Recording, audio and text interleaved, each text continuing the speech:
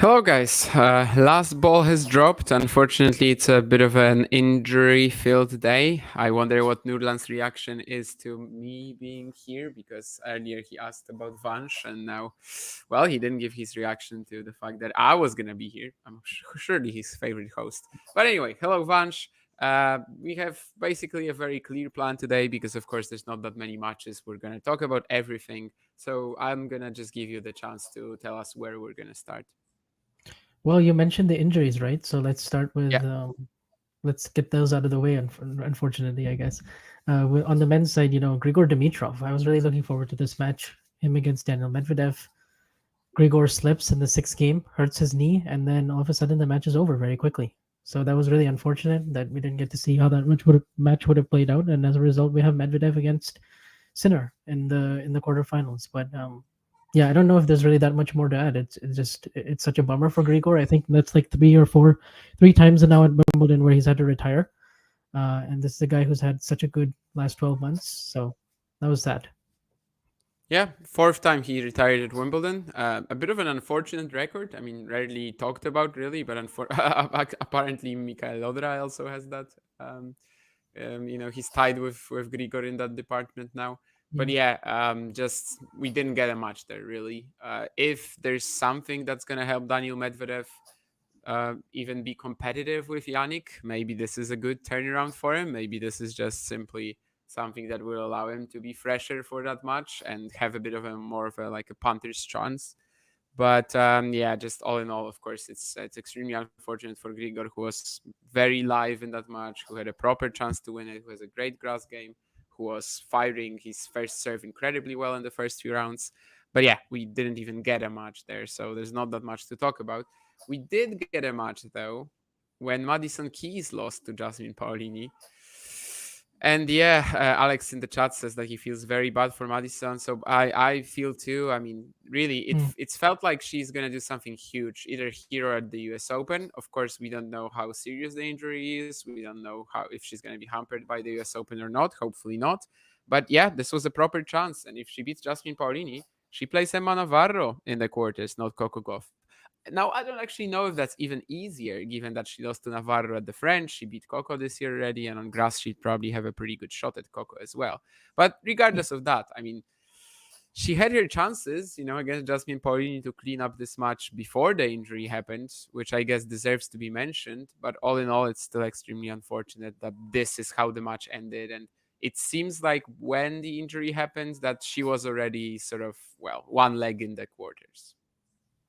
Yeah, that's what's so sad about it. She was up 5-2 when she had that injury and two breaks, and it really looked like she was definitely going to close it out. You're right. In the second set, she was up 5-1, and she almost lost that 7-5 because she was having to face break points at 5-all and already been broken back twice. I was impressed by some of the things Paulini was doing that was coaxing Madison, who was playing very disciplined up until 5-1. But then after that, she started to get a little bit more erratic, a little bit less disciplined in her approach, but that's also credit Paulini, who's just now an all-surface threat, having been to the like made deep runs on on all surfaces this year with Dubai and Roland Garros final, and then now Wimbledon quarters. So that's good. That's a good result for her. But it's just a shame that the match had to end that way, and we couldn't get like a completed winner. And yeah, Keys like the last 12 months, or really the last 4 months since she's come back from the shoulder injury, like she's put together really solid results in Madrid and Rome and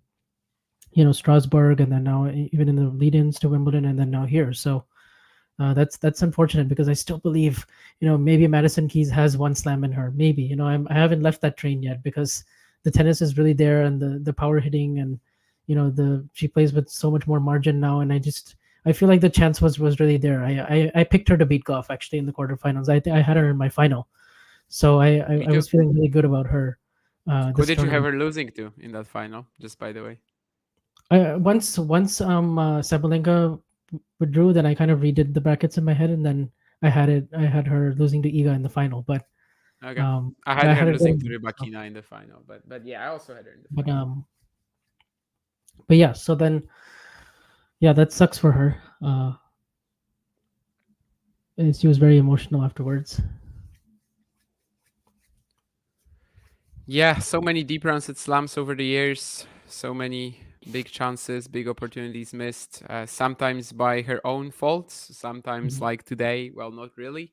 I will keep mentioning that, yeah, I mean, she probably could have closed out that match before that injury happened, but of course, yeah, it still looked like she was in the prime position to do it.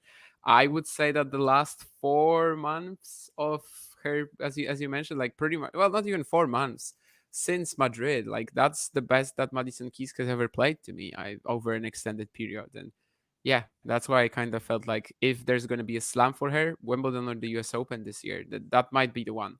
And as Alex says, I hope that the U.S. Open could be a shot for her again. Last year, of course, she had that semifinal with Sabalenka, wins the first set with a bagel, but after that, she loses the next two tie breaks. It was a crazy one. I hope that she has that one slam in her. I think she does. Sort of her game makes sense for it. I think we've had players with much less talent win it. We've had players with like less explosive potential win it. Mhm. And yeah, I don't know if it will happen at this point. I certainly think that mentally there also could be some issues in terms of her being, reliable in these matches. She had issues today against Paolini for sure, closing out that second set, closing out that third set. But all in all, of course, it's just incredibly unfortunate that it ends like this. And well, as I said, I don't even know if it's good for her that Goff went out. Like, if she was going to play Navarro in the quarters, if that's even easier, but she'd kind of become like the main favorite to make the final after today if she survived. So Yeah. from that perspective, obviously that's not amazing. But yeah, some a crazy day of upsets on the women's side. Actually, let's stick to that. Jake says that Keys, Goff, and Raducanu all out in on the same day, and yeah, none of these is like world breaking or like anything like that when you think about it, singularly. But all in all, yeah, the bottom half has blown up by now. And maybe let's start from the match that we just saw. So Goff Navarro. We talked about this yesterday, I think, on the Iga Carlos show. That it's like pretty tough for Coco actually. I think these matches where you have like two players who kind of like playing more, like countering more than actually dictating, they tend to be a bit tricky for both of them because no one really like fully wants to embrace that burden of dictating play. And yeah, not too surprised by it. But if anyone was thinking that Goff, it's like yeah, her tournament to lose, foregone conclusion that she's gonna make the final, well, clearly that was not the case. Yeah, absolutely not. And like Navarro, this was so impressive from her. Like from 4-all in the first set, all the way to the end of the match, she basically did not put a foot wrong.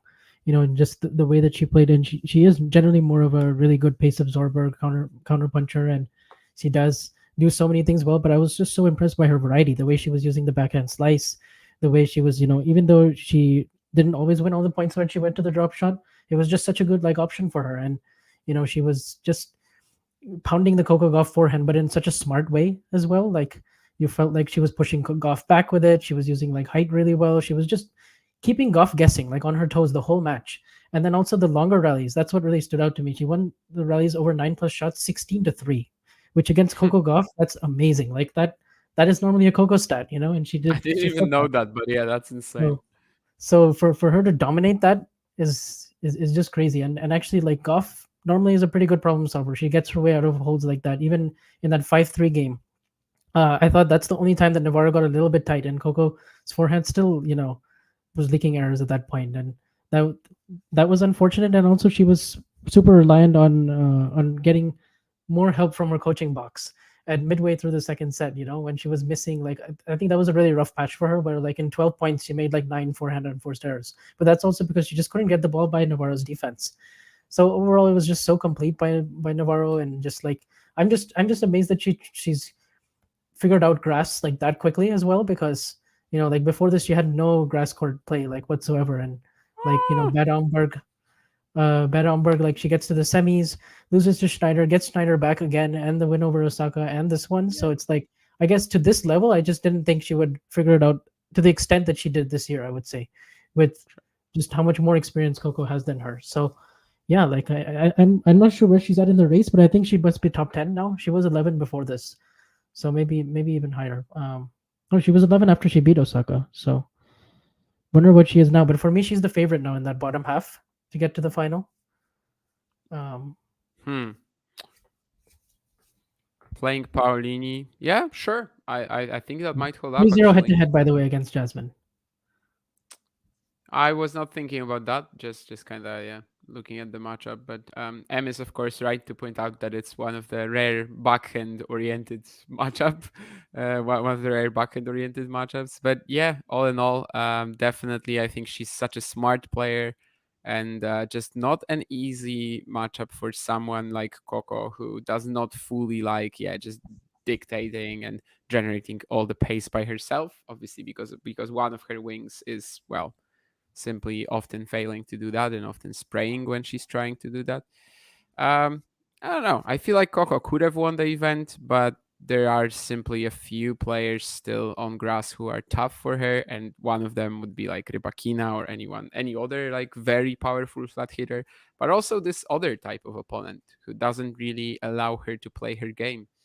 And well, Coco had an extremely easy round the first few rounds. I'm not saying she needed that to get to the fourth round, but today she kind of got hit by a truck, and that truck was Emma Navarro, who had such a fascinating rise the last year or so, from being like this player that everyone said, she's just rising through WTA 125s and she's not going to be Yeah. good enough Wow. for the main tour, to suddenly, well, just from the start of this year, keep showing that well she's not only good enough, she's actually a top 10 player right now or thereabouts. And yeah, it's a really tremendous rise. And as you said, I mean, I think she had some experience on grass courts even last year, right? But obviously she did still make a pretty big leap on it in a short time. She lost to Schneider in that Bad Homburg semi, then defeated her here, defeated Osaka, who I think was also considered like, well, let's say a potential dangerous contender, given if she can improve on the grass as she did on clay courts. Yeah, last year Navarro also made the semis in Bad Homburg. That's what I thought, and also made the final in Ilkley. So she wasn't completely deprived of like grass. Well, not warm ups this year, but like of grass experience. But yeah, still, she makes the quarters and might be the favorite to make the final now because that part of the draw has really blown up now. And let's maybe talk about it blowing up also because of Emma Raducanu, who lost to Lulu San. Very unexpected to me, I think, given how well it just seemed like this is the best draw you can possibly get in that fourth round. And after the last two rounds for Emma, it should be relatively good for her. But yeah, actually, Lulu San straight up outplayed her from start to finish. I Mm. think that this was kind of similar to the first round as well for Emma, that like, her ground strokes, just like against Zarazua, were just like not piercing through the court whatsoever. Then, of course, she plays Sakari and Mertens, and she kind of makes you think, oh, no, actually, yeah, she's doing fine. And today, she's just not getting that depth, that pace. I don't know if it was related in any way to that wrist issue, if that wrist issue, of course, was even a thing, or if it was just something she had to say to really focus on the singles. Who knows? But anyway, I mean, she was not able to respond to Lulu San's aggression whatsoever. And Lulu San does have a beautiful forehand. Em was saying something about the not beautiful forehands of Goff and Navarro. With Lulu San, we are talking about someone who has a very beautiful forehand. Yeah, the forehand does so much damage, especially like how early she takes the ball and like how much, like just like how much she just lets the arm fly, on it, and it's just so offensive. And then I like how she was also coming forward, finishing at the net. It seemed like she was in command of the whole match, even though she lost the second set.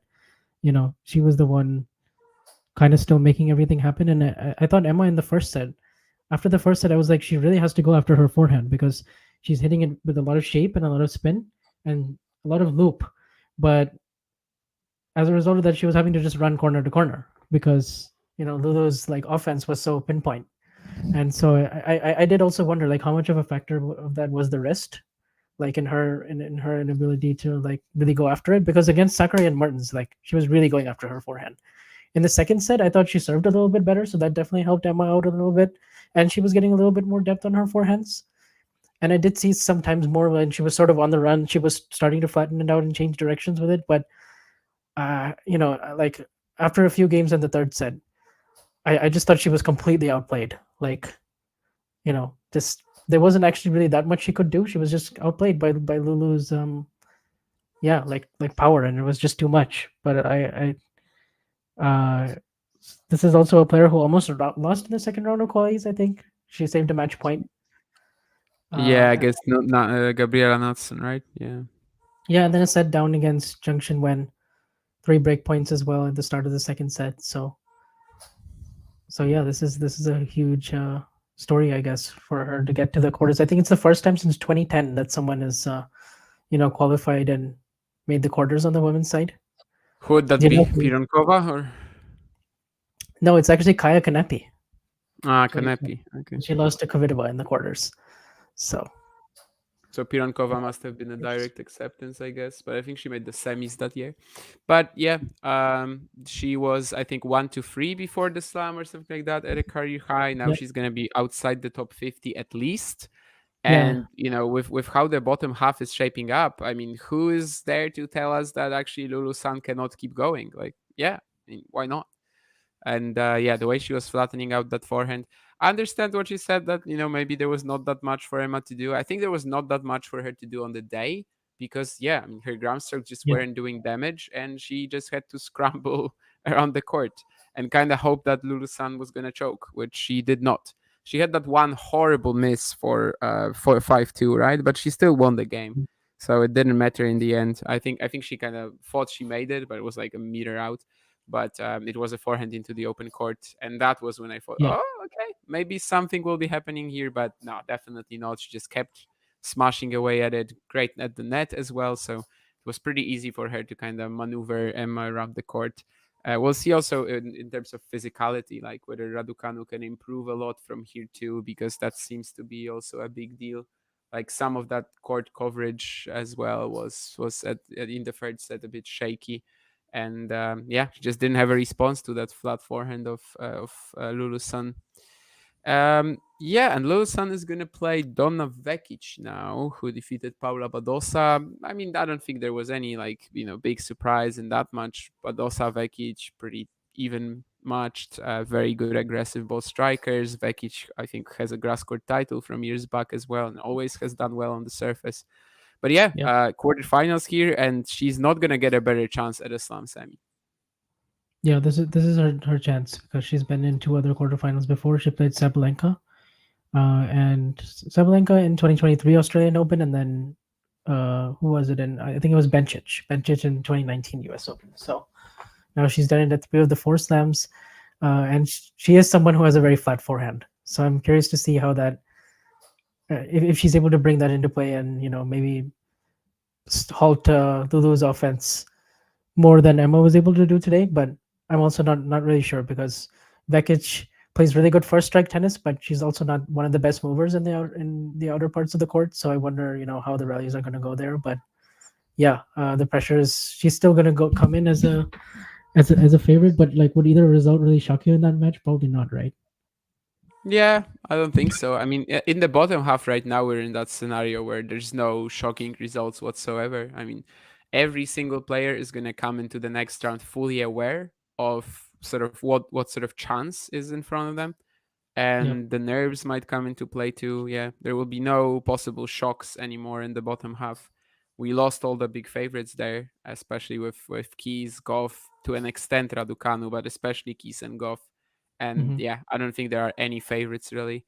Maybe it's just gonna be Paolini, doing the channel slam of runner-up appearances and then getting totally blown off the court by Rybakina in the final, for example. Oh, yeah. Yeah, I mean, for Rybakina to get to the final is still like in the top half. There's so many big hitters, right? There's still Ostapenko, there's still Collins, there's still Kalinskaya. So that's like you have a section of all big hitters in the top half, and then in the bottom half you kind of have like not that many. No player would really shock you that much if they got to the final.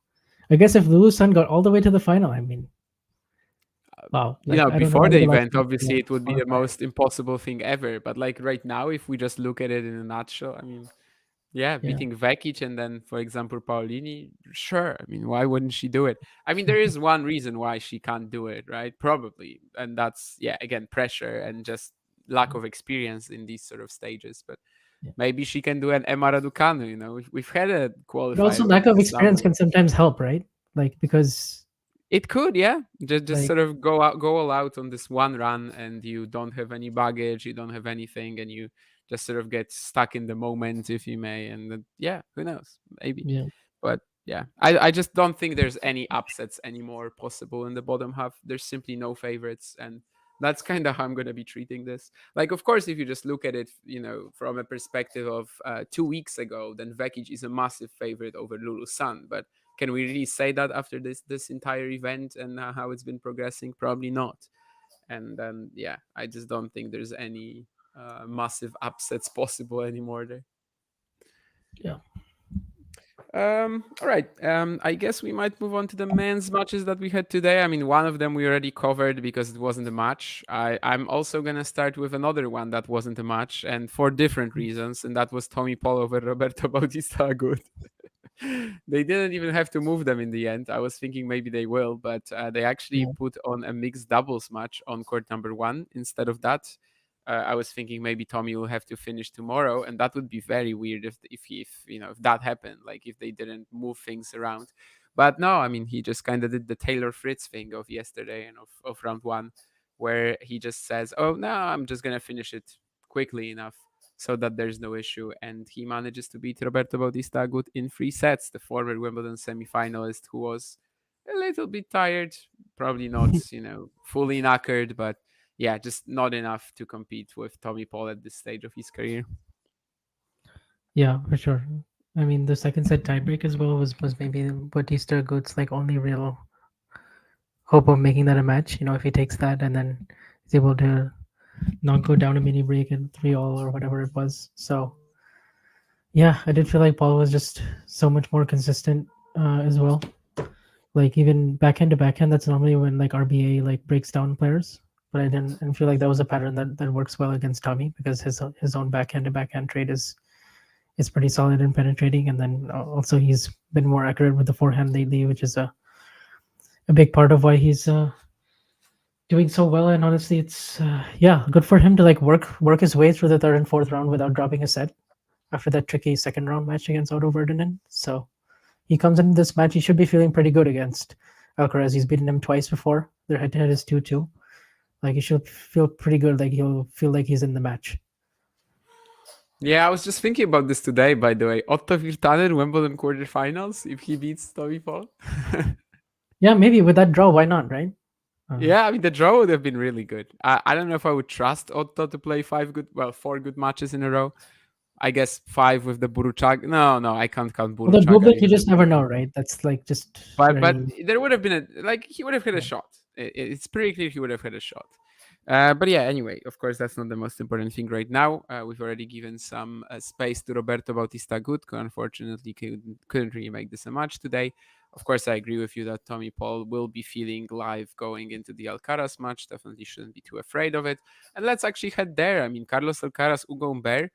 It Yeah. wouldn't be unreasonable to say that Hugo Humbert was the better player in the last 3 sets today. It also wouldn't be unreasonable to say that Hugo Humbert was really peaking today. And from that perspective, definitely it's a good thing for Carlos Alcaraz to move on. It's now the second match in a row where the Spaniard is not exactly on the very top of his game, but he's pushing through. He's pushing through. So I guess there are multiple ways to look at it. I don't know if there are any causes for concern really, but it's another match where he kind of was. Well, I can't say winning ugly, but certainly it could have been more tricky than it eventually did. Uh, than it eventually was. Yeah, I mean, he found himself like 3-4 love 40 down in the fourth, and Umbero was just peaking on return and just taking everything, super early, like rushing Alcaraz, and even in the second set, I think Carlos saved like 3 or 4 break points to hold for 3-2, and like he was just having to work really hard on in his service games, and then of course he pulls off that amazing get at the end of the second set to go up 2 sets to love. Umbero probably should have done more with the first volley, but regardless, I mean, it was like an amazing point, and then I thought from there, he was gonna maybe not have a dip in the start of the third. I think he had one small chance on Umber's serve at love one, love 30, but from there, Umber just runs through the next 6 games, and then he even comes back twice from a breakdown in the fourth. both times. And then I think from 3 all love 40, that was a really key hold because once again, Carlos just serve, just like it did against Tiafo, he was able to get some free points on it in that game. And that was really crucial because even just getting it into a tie break, I mean, would have been really dangerous. So the fact that he was also able to played a very good game to break at 5 all. So he managed to find it at just the right times. Was it the most convincing the whole time? No. You can definitely make the case that Umber was a better player for the last 3 sets at times, but I mean Carlos still won 2 of them, and then Umber dominated the third. So I don't know, I don't know how much this really means. I also don't know if a lot of these matches are going to be indoors next week. It's not supposed to rain as much, and I know Carlos would prefer it to be outdoors. He said that Yeah. much in his Spanish part of the press conference I saw from Punta de Break. He said actually there's a lot of players better than me indoors, and I prefer to play outdoors. So I kind of wonder, yeah, and especially if we do get a Yannick Sinner and Carlos Alcaraz semifinal, I do think like outdoors will just help Alcaraz's chances a lot more. Yeah, I think more variability in general, definitely, like more factors at play, definitely improves his chances, gives him a bit more time to potentially react to someone. Nurlan, that's a very surprising question. I haven't considered that since I already have a master's degree. Anyway, when it comes to Alcaraz Umber, yeah, the serve that you mentioned a few times already, that was something today that like Carlos was not getting anything out of his serve in general. Like Umber was just returning it so well, going so aggressive. Can you put on the Gil tweet again? By the way, I want to see it. But yeah, when it comes to his serve, indeed, there were a few games when suddenly it started giving him something, and especially that last game as well. He was serving it out. He gets like 300 serves, which really was not how the match was going in general. So that was really massive for him. That in these key moments he managed to get that. Okay, so what is here? I've always accepted the line of thinking that legalize and crunching and burdens the players. Uh huh. Hmm. Yeah, I mean that's what I was saying Sure. in the beginning that like for that patch in the second set, like Coco was so reliant on her team, like giving her information. She was like, "Tell me something, tell me something." She was really frustrated and consumed by it the whole time, and actually like yeah, I don't know what she wanted her, what she wanted the team to tell her, like just put more shape Yeah. on her forehand, like stop making all these unforced errors. Like I don't know, like it seemed very obvious. Like And why that's is kind of what I was everything? thinking as well with Alex saying this, that like he would like to see the conversation with Coco and Brad Gilbert right now. And based on some of Brad's sort of coaching at the US Open last year as well, and based on some of Brad's interviews, I kind of feel like he would be saying like literally stop making forehand errors or something like Just that, put or more shape on the ball, right? win Like ugly, win ugly, yeah, win ugly. Like and I I don't think know, he was there also were a telling her few. like get into more backhand to backhand rallies, and What that's was that's that how you match avoid last her. year at the US Open where like Brad Gilbert was like giving her the most ridiculous advice? Well, yeah, yeah, against Wozniacki, right? And then she did like the Wozniacki, exact yeah. opposite. Like Brad Yeah. Gilbert was like, put more shape, put more height on her forehead, and instead Coco was like, nah, I'm just gonna flatten it out. It I was remember it that. was ridiculous. Like he was literally telling her how to lose a match.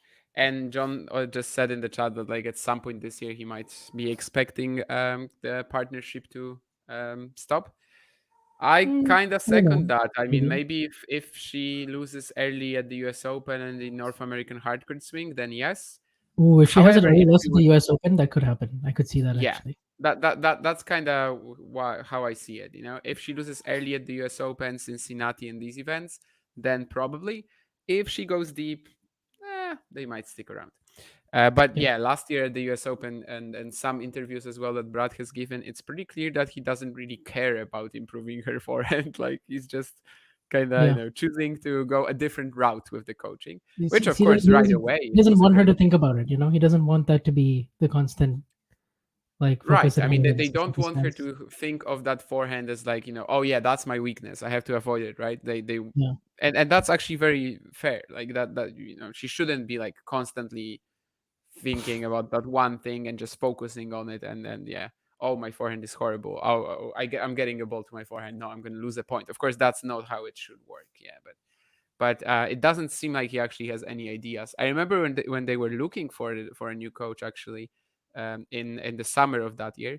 I remember I think it was even a tweet maybe or even maybe I just said it on Talking Tennis, but I basically said that like the main thing right now, like when she's trying to look for a coach, is to ask them what sort of plan do you have for my forehead, And of course, actually, in the end, it didn't end up being like this because Brad clearly had just a completely different idea for coaching her. But anyway, it's not like it's been working horribly. I mean, second, number two in the world, and she's won a slam title with him. So it's not like it's not been successful. Yeah. But yeah, and Alcaraz Umber, I guess that's more or less it when it comes to that match. And we also had Sinner Shelton. I remember that when we talked yesterday, we both weren't too excited about that match. To be honest, I am somewhat impressed with Ben keeping it pretty close in the third Yeah. set. I mean, The he third set clearly is what entered. was what I'll remember from that match for sure. Yeah. Yeah, like he clearly entered the match knackered, and then by the time he got to the third set, he was kind of like gaining energy, which I mean is a feat in itself. But he also made a lot of stupid decisions in that third set. Like he had that set on his racket, it really He should have did, gone right? four. He should have won that point at 6-5 as well on his serve. He what happened in that point? 6-5 in the Yeah, yeah, tiebreak. Yeah, yeah, yeah. yeah, He yeah. He plays just this missed very him. long rally, Yeah, and then missed the there's that forehand. huge forehand he just decides to go for Yeah, out of nowhere. Yeah, and also the set point, right? 5-6, right. like zero margin on return again. He just tries to slam it like Mhm. 250 down the line. Yeah.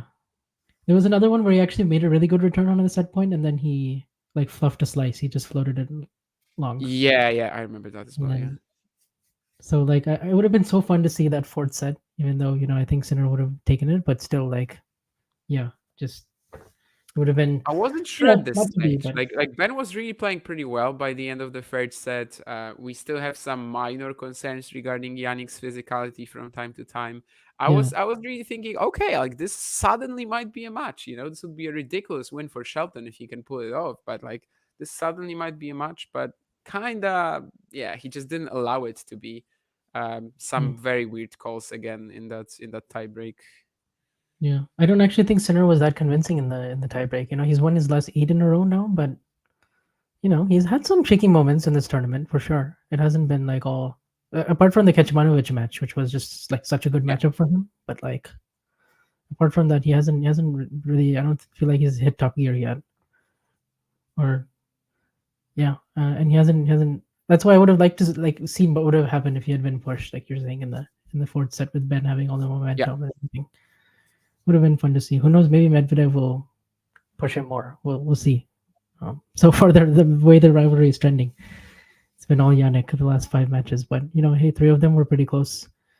4 of them were pretty close actually. It's really just the Miami match where, yeah, I mean that's one to forget for Daniel.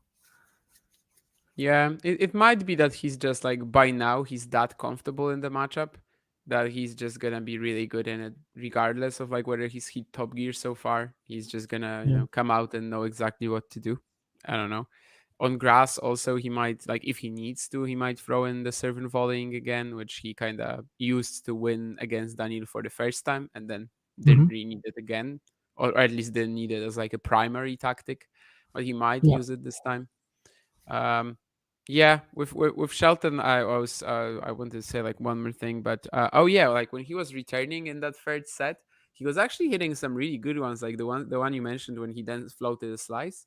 I feel like Hmm. Shelton is just really good when the return is like he has to stretch for it. He's got good Yeah. reactions, he's got good athleticism and stuff. But whenever the ball is actually like on his racket, when he has to Yeah. either block it or I don't know, just Yeah, the punch it block over return the net. needs a lot of work. That was one takeaway for me in this match. It's like some of those returns should be coming back, right?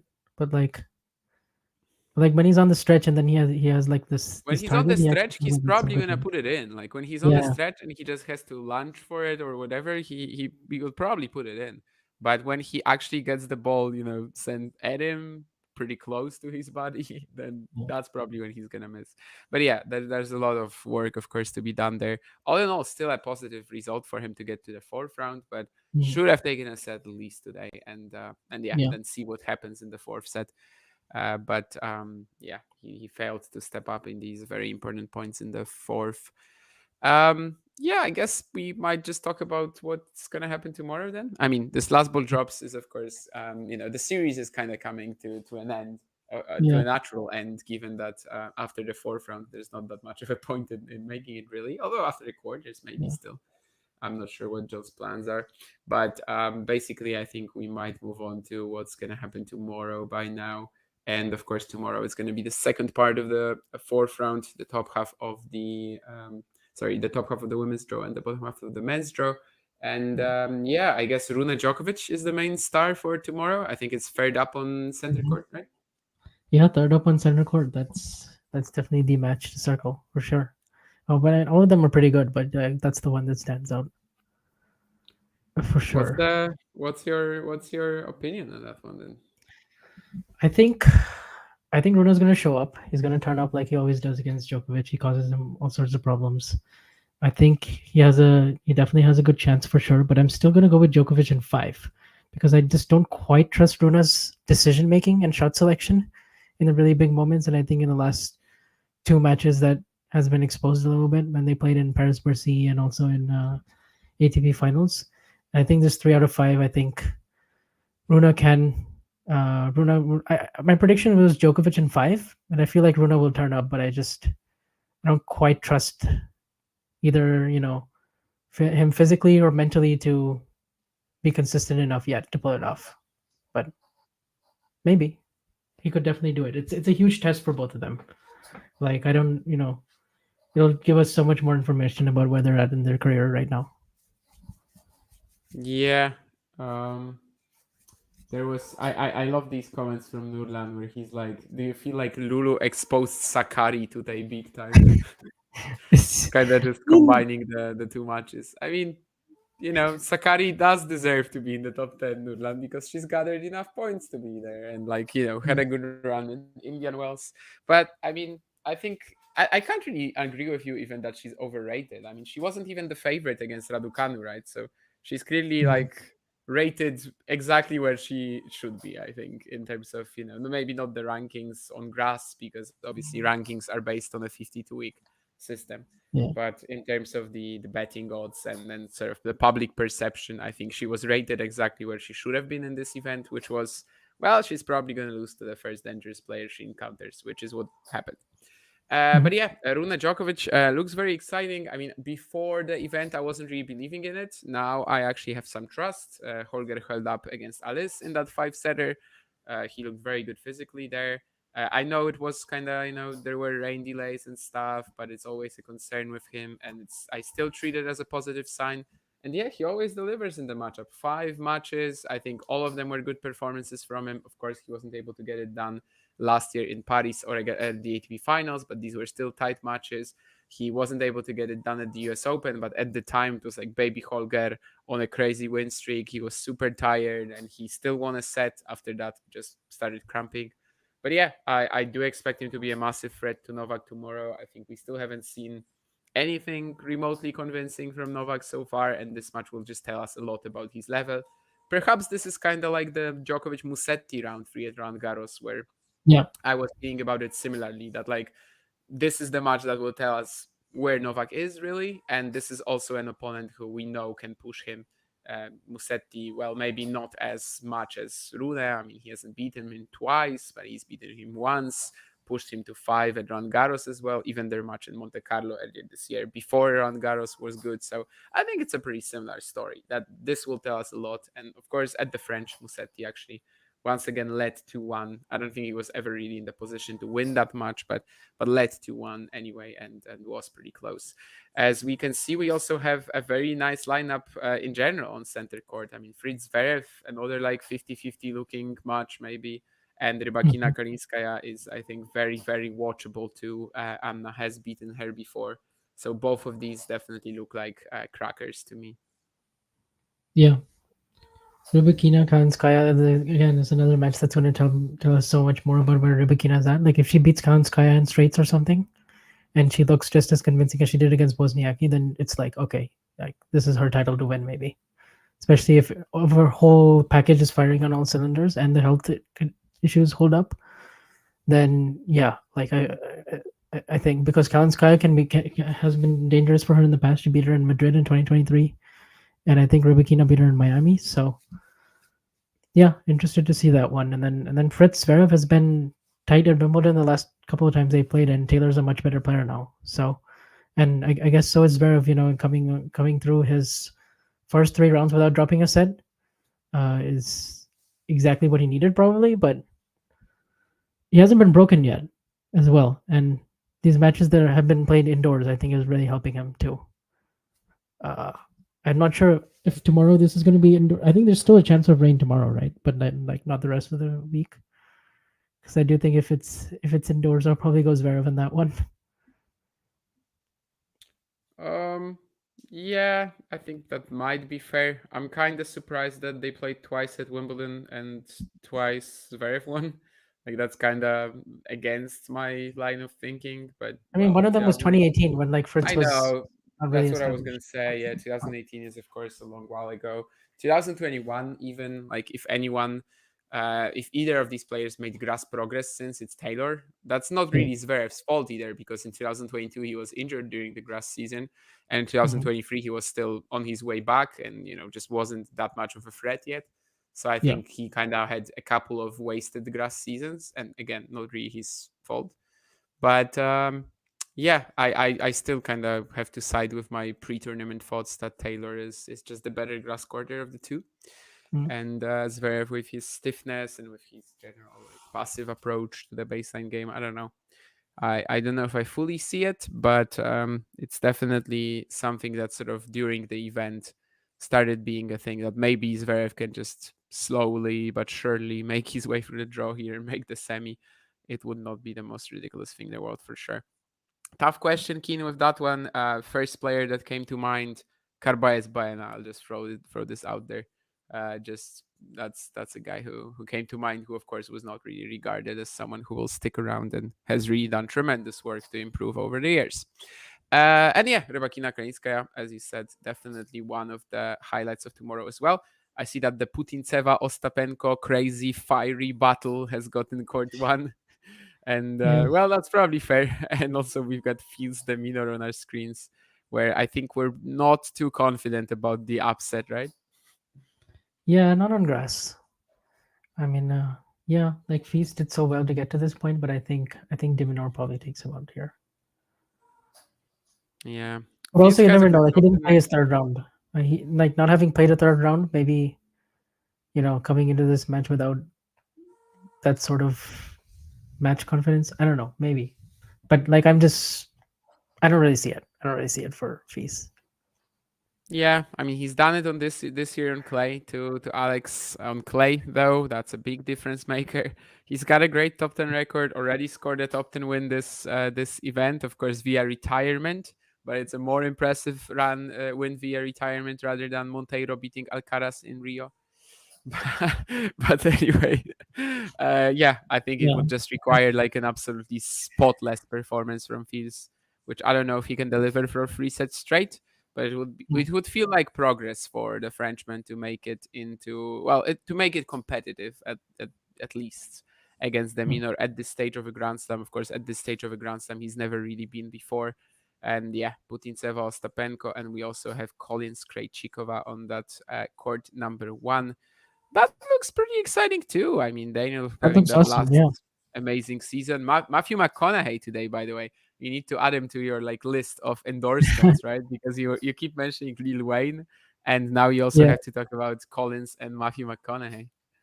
Mm. I mean, can you imagine the tweets that he would send out if Tommy Paul won Wimbledon and Daniel Collins won Wimbledon? Oh my, or Is he one of the also two? friends with Tommy Paul? Yeah. Like he tweeted this thing after he won Queens, and I Ah, think, I didn't see that. I didn't see he's that. No. yeah, I think he's like a big fan of Tommy. It's funny though. I felt like my worlds were colliding. Like literally 2 days ago, I was watching a movie with Matthew McConaughey, and then today he's tweeting about Collins, and I'm like, what? Yeah.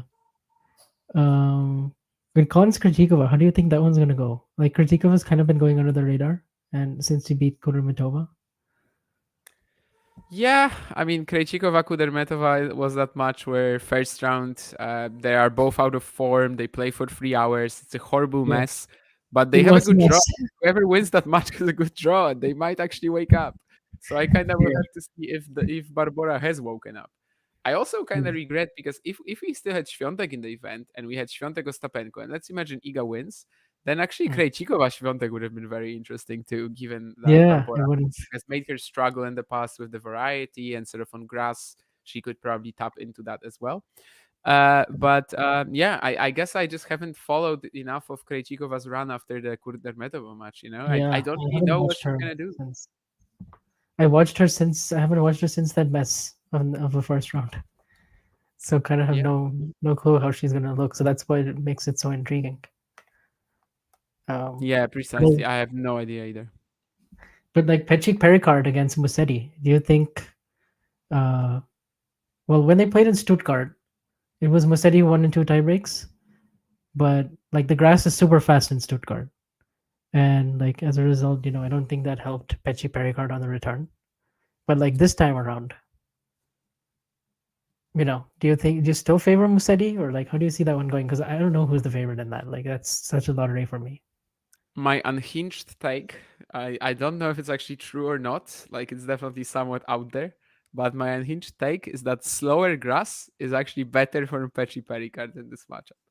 Because when they played in Stuttgart, Musetti didn't have to even save one breakpoint. Pechi Pericard had to save eight. He did all of them. It was 7-6-9, 7-6-9, yes. But when they're going to be playing on this sort of Wimbledon, yeah, less old school grass, not the German lawn, Mm, basically, I think that Pechi Pericard will still be almost unbreakable, whereas okay. actually on the Musetti serve will get play. He's gonna be able to get into rallies. Lorenzo Mm, isn't the most consistent player in the world. He can get some errors from him just by extending points. He does not have to go for that sort of low margin return strategy as against Corta, or even baseline strategy, where he was just literally slamming forehands and hoping they go in. And one of them went in a very important point in the first set tiebreak. I remember after he missed mm, like 10 inside in forehands in a row, he suddenly makes one.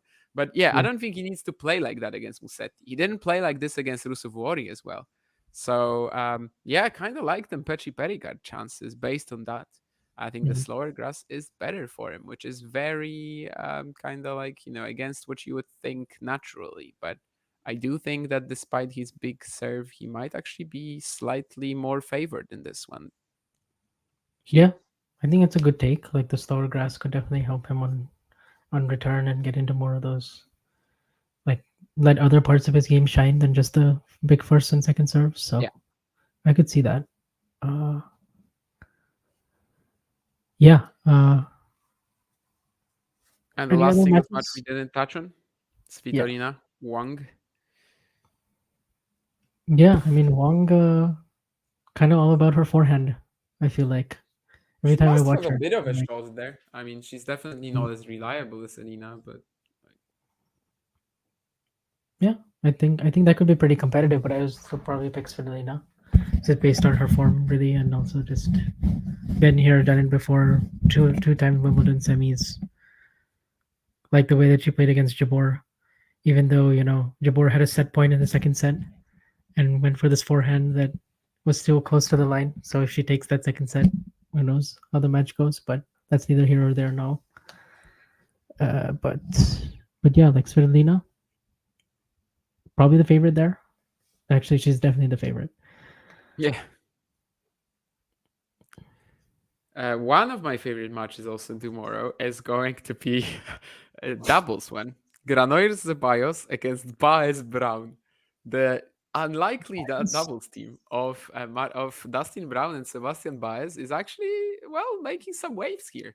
Oh, okay, yeah, Dustin Brown is Dustin retiring Brown. after Yeah, this season, so it is his last Wimbledon. They have been okay. promoting him a bit on social media as well, which is nice. Obviously, he had that Mhm. big moment in 2015 when Yeah, he beat Rafa on at Wimbledon. But well, I mean, they won a round against Nizherinsky, very good pairing. Today they got a retirement. Do they have a high chance against Galer Ceballos? Probably not. no. But I want to watch it. I mean, I don't understand how this is working out in general. Like Dreddy was kind of carrying bias in the first round, but it's cool for him to still get a Why few. bias? That's such a weird pairing. I don't know how that came on. Well, I can assume that there's usually some sort of list for players who don't have anyone to play with, or like are looking for a partner. And Mm, Sebastian Baez is kind of the guy you want to sign up with mhm. because his singles ranking is in the top 20, and you can sign up based on singles ranking. So Yeah, if okay. your ranking like Dustin Brown's isn't the highest, I mean, I think he's using his PR to get here anyway. Well, Sebastian Baez is one of the guys you are surely gonna get in with, and that's probably what made this happen. I think he played with Frances at Roland Garros as well, right? So kind of Okay. similar. I mean, Frances Yeah. is better at doubles than Baez, of course, but still, Yeah. like that's kind of a similar strategy. Just go for a high ranked singles player who well will not have that much pressure on like on even on you, right? Like they won't be like, oh yeah, we have to perform in doubles, but yeah, Yeah. you will just be guaranteed to get in. Yeah, for sure. That makes sense. So yeah, that should be fun. I think Runners Zabayos made a final at Wimbledon a couple of years ago, so well, it's not an easy draw, despite maybe them being more associated with clay courts in general. Yeah, anything else to talk about really? Mm, no, not so much really. Um, I think that was about it. I think because we had two retirements, Yeah. that means we really only had 6 matches to talk about for the most part. Oh no, I mean we did cover keys quite a bit still, but yeah, it is a bit of an earlier play. Hopefully there's no more rain. I mean there's only 2 more matches really on the outside courts anyway, but it's just it Yeah, is an outdoor tournament, so singles stays match, outdoors. two singles matches, and also Yeah, two women's yes. singles and To, men's singles, because we still have the junior section, for example. And also, to big news for another friend of the show today, Zeynep Solmaz, who apparently has decided to end her partnership with Mert Ertunga, who was mm, working with her for a year and a half, and yeah. got her to where she is right now. Kind of surprising, but well, I wonder what the reasoning behind that is. But certainly, some of the best times of her career have been with Mert, who's also a part of the tennis Twitter community. So shout out to him and to Zainab, who is Yep. one of the friends of the show that we recently picked up. And yeah, that's Mert's tweet about that. And I see there's a comment from me and from you. So Yeah. Yeah. we're actually perfect. I mean, Yeah. literally Yeah. the best that the Twitter algorithm could find is a comment from both me and you. So, well, anyway, I don't know. Probably don't have much to add on that one. I also don't. I actually met both. Well, Zeynep, I can't really say I met, but last year when I was at that WTA 125 in Kozerki, then Zeynep was playing there. She actually got to the semis, and I met with Mert and his daughter. And Zeynep was just like coming by. We smiled at each other. Well, I can say I met her, in the same way you were at the Yeah. Sure. 2018 Wimbledon semis. I Yeah. definitely did. But Mert, I did meet. Yes. That's actually true. Yeah. That's a part of the story that is true. But yeah, I guess that's gonna be more or less it then. We didn't even get to 1 hour today. Sorry, guys, but yeah, as Vanch said, I mean, just 8 matches, and two of them were well. One of them was still a lot to talk about despite the retirement. One we kind of just had to skip because, well, sorry, Grigor, but today you don't get us talking about you too much. Unfortunately, the match was too short for that. But yeah, anyway, thank you to everyone in the chat. Thank you, Vanch, and hopefully a lot of good action and hopefully good weather in London tomorrow. Yeah. This was still a lot of fun as always. Comments were really good and covered quite a bit. And now we're getting to the business end. So, kind of the end of last ball drops, the last few days, are going to be a lot lighter in terms of number of matches, but certainly it's really going to pick up as quarters, semis, finals gets underway. And yeah, especially the women's draw is going to be really fascinating to see who gets out of that bottom half. And also really the top half because someone new is definitely going to get to the finals. Yeah, they might be a bit lighter in terms of the last ball drops content, but they won't be in terms of general talking tennis, watch alongs, and stuff. So keep tuning into the channel and our social media accounts as well. And yeah, Yep. once again, thank you, and we'll see you around. Yep. Yeah.